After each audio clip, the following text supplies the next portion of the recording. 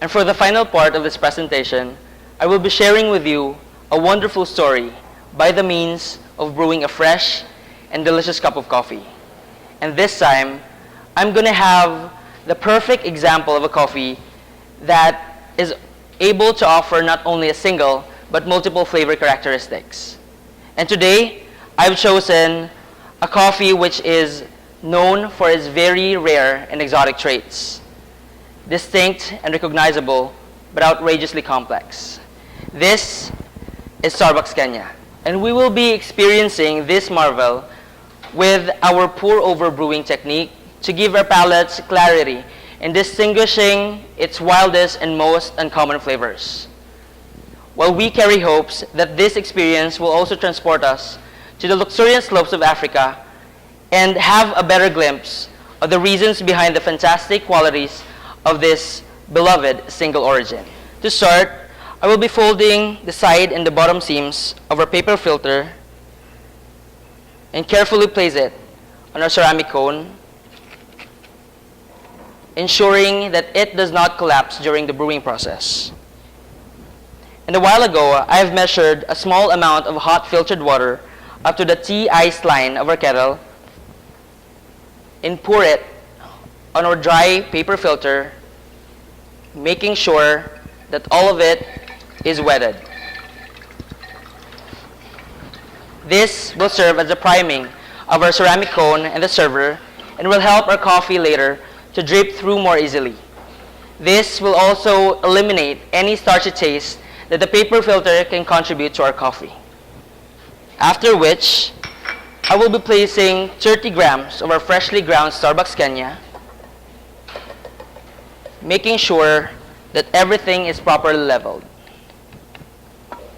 I have ground these fresh Arabica beans to a reasonably coarse consistency, which is grind number 6 in the case of the Malconic grinder I used. And then again, I will measure another 16 ounces of hot filtered water, which is the appropriate size for a tall size brewed coffee.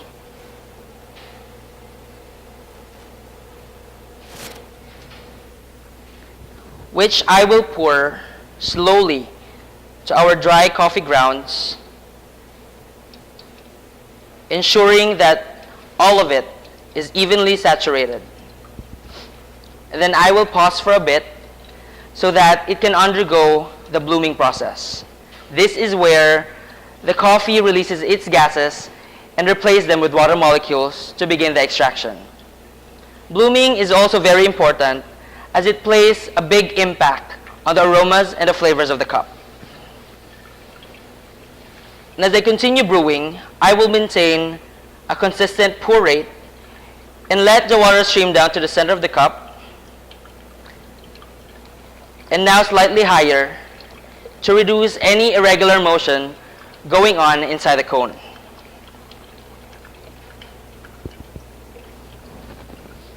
Kenyan coffees are regarded as a constant favorite amongst our coffee gourmets around the world. Only the reddest and the ripest of these Kenyan cherries are picked by our growers and transferred to the wet mills to undergo its wash processing method. Once received, these cherries are then depulped and fermented up to 36 hours, thus producing its citric acidity and winey characteristics. Surprisingly, those notable characteristics of Starbucks Kenya retain in each Arabica bean. And even more surprisingly, when these beans are turned into brewed beverages like this, we will still get the same beautiful experience.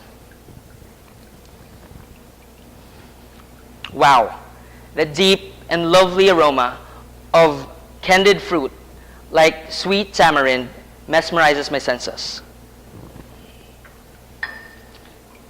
And it escalates my excitement to finally have a sip of this cup.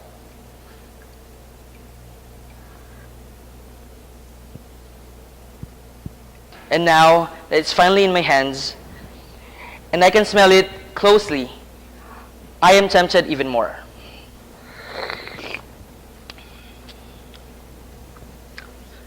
The first sip basically highlights the full body of our Starbucks Kenya, which is then balanced by its juicy acidity and finished by a slight hint of lemon peel.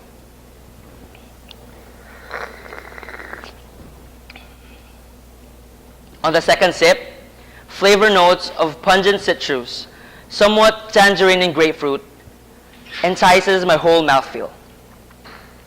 And at the same time, I can feel undertones of blackberry and currant. You see, those are characteristics that astound even our best expert tasters, because these are unusually found in coffee.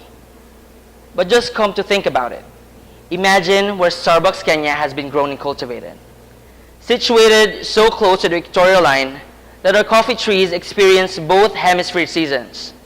Elevations up to 6,000 feet above sea level, volcanic soils surrounding the snow-capped Mount Kenya and Great Rift Valley, towering jacaranda trees blooming with fragrant and lavender-tinted flowers, rich and exotic flora and fauna existing on our Kenyan farms. Just imagine and you will understand why Starbucks Kenya is exceptional. These are characteristics that prove Starbucks Kenya's versatility and complexity, making it one of the best iced coffees you could ever have.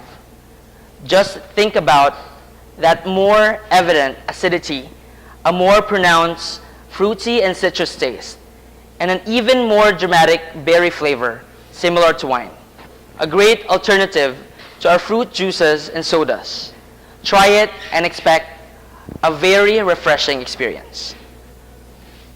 Starbucks Kenya, together with the whole coffee lineup, is so special that it's able to bring us to different places around the world with its aroma, acidity, body, and flavor. And that's the exact reason why I'm continually amazed by this tiny bean. Endless epiphanies to discover and varied experiences to enjoy. But what's even more amazing is its great impact to our farmers, partners, and our community. Its great importance to our people, including you and me. I'm Joaquin Mastal, your partner, your barista, your coffee master.